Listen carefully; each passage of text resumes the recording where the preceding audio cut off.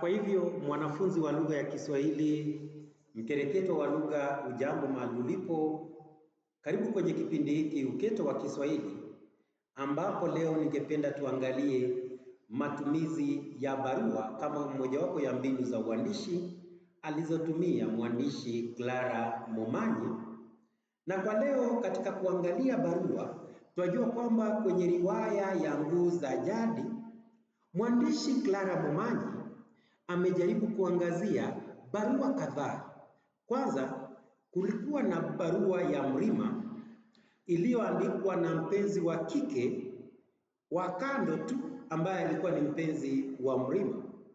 Na barua hii tunaipata wakati ambapo Mangwasha alikuwa kwenye mazingira ya kanisa baada ya kufurushwa kutoka nyumbani kwao na kuchomewa makazi yao. Na wakati alikuwa kwenye mazingira ama kwenye mandhari ya kanisa, ndipo anapojaribu kutafuta vile vifurushi vya vitu ambavyo aliweza kuviokoa, na ndani yake anakutana na barua ambaye imeandikwa na mtu ambaye anaonekana kwamba ni wa kike, na mwandishi huyu ni mwandishi ambaye tunaweza tukasema kwa kifupi kwamba hakufuata utaratibu, kwa sababu tunaambia kwamba maandishi kwenye barua hiyo ilikuwa inatoka mashariki kwenda magharibi.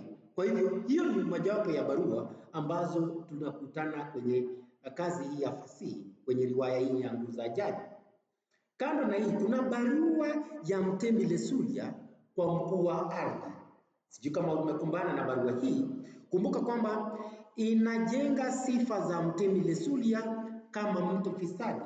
Kumbuka kwenye barua hii ni barua ambayo ilikuwa inatoa maagizo kwa msajili wa ardhi ili aweze kubadilisha vyeti vya umiliki wa shamba ya matango ndio iwe mali binafsi ya mtu. Na kumbuka kwamba ardhi hii inachukuliwa kwa kizingizio kwamba wakazi wa matango wangejengewa soko, lakini kila ambacho tunafahamu kwamba hakuna soko ambalo lingejengwa hapa. Badala yake kila ambacho kingefanyika hapa ni kwamba ardhi hii ingekuwa ni mali ya Nanzia pamoja na Mbwashu.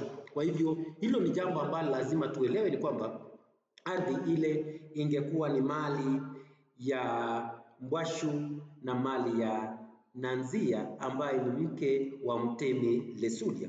Kumbuka kwamba barua hii kwanza inaweka wazi kuhusu sifa za mhusika anayeitwa Mtemi Lesulia, na pia inaweka wazi ama inaweka dhahiri ploti kwenye kazi hii ya fasihi. Kuna pia barua ya msajili wa ardhi kwa Chifu Mshabaha, na tunaona kwamba barua hii inajenga maudhui ya ufisadi kwenye kazi hii ya fasihi.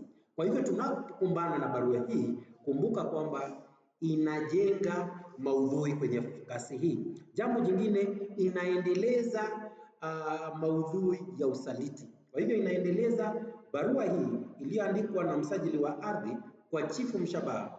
Kwanza inaendeleza maudhui ya usaliti, na pia inasaidia katika kuweka wazi maudhui ya ufisadi, ya usaliti na ubadhirifu wa mali ya umma.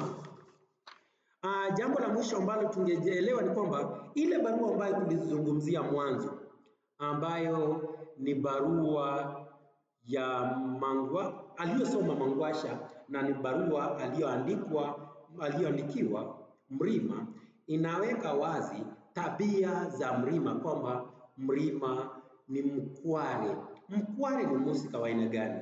Huyu ni mhusika ambaye anawafuata wanawake wengine ilhali yumo katika ndoa. Kwa hivyo inaweka wazi tabia za Mrima, na pia inaweka wazi maisha ya wanawake, baadhi ya wanawake ambao wanapenda sana kufuata wanaume. Kwa hivyo hizo ni barua karibu 3 ambazo zimewekwa wazi kwenye kazi hii ya fasihi, na kila ambacho nimesema hapa ni kwamba barua hizi ni 3. Kuna barua aliyoandikiwa na Mrima na mhusika wa kike ambaye hatujaambiwa jina. Kulikuwa na barua ya Mtemi Lesulia, na Mtemi Lesulia alimwandikia nani? Mtemi Lesulia alikuwa anamwandikia msajili wa ardhi, na mwisho ni barua iliyoandikwa na nani?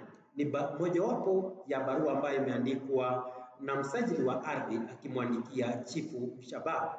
Kwa hivyo mkereketo wa lugha mahali ulipo, naomba usajili kwenye kipindi hiki Uketo wa Kiswahili kwa kuponyeza kidude hicho hapo chini, alafu tutakutana kwenye kipindi kingine, na watakia mchana mwanana kama ilivyo ada. Naitwa Ustadh Kaka Mnai, tuonane.